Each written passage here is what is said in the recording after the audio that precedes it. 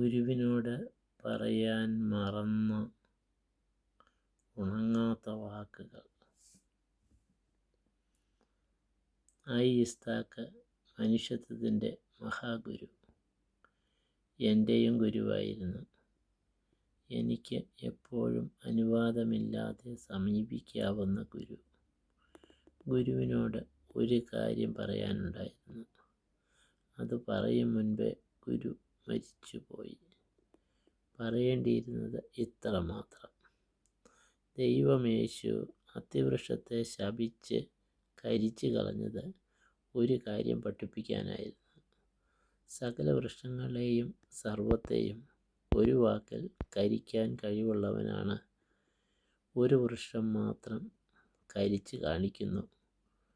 മറ്റെല്ലാ മരങ്ങളും കരിക്കാതെ വളർത്തി കരുണ കാണിക്കുന്നു.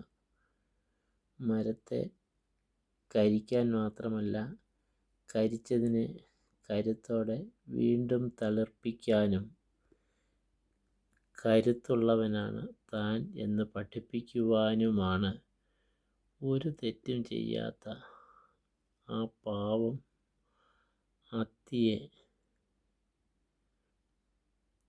കരിച്ചു കളഞ്ഞത്.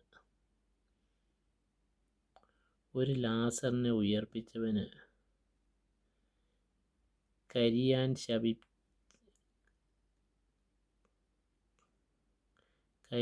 ശപിച്ച് കരിച്ചു കളഞ്ഞ മരത്തെ വീണ്ടും തളിർപ്പിക്കാനും ഒരു വാക്ക് മതി. ബൈബിളിൽ എഴുതിയിട്ടില്ലെങ്കിലും ദൈവമേശു കരിച്ചു കളഞ്ഞ മരത്തെയും ഉടനെ തളിർപ്പിച്ച് ഉയർപ്പിക്കാതിരിക്കാൻ ഒരു സാധ്യതയുമില്ല. വിശുദ്ധ പത്രോസ് മുറിച്ച ചെവി ഒട്ടിച്ച ക്രിസ്തുവിൻ്റെ ഒരു മായാജാലം. അവിടുത്തെ അസ്തിത്വത്തിൽ സർവജ്ഞാനവും ശക്തിയും കരുണയും മാത്രമല്ല, സംഹാരവും സ്ഥിതിയും സൃഷ്ടിയും ഒരേ കാലത്തിൽ സംഭവിപ്പിക്കുന്നു. സംഭവാമി യുഗേ യുഗേ എന്നല്ലാതെ എന്തു പറയാൻ?